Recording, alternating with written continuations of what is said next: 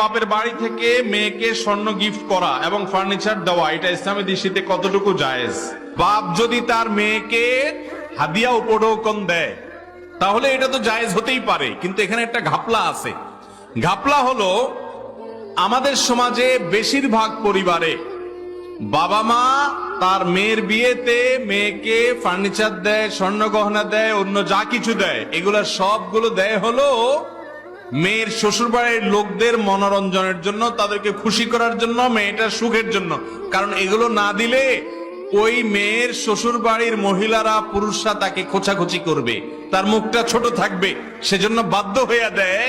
এটাকে যদি আপনি উপঢৌকন বলেন, আমি বলবো এই সিচুয়েশন তৈরি করে শ্বশুর বাড়ির থেকে যে সমস্ত পুরুষেরা বিভিন্ন হাদিয়া নামক এই সব জিনিস আদায় করে, সেগুলো হাদিয়া নয়, সেগুলো যৌতুক।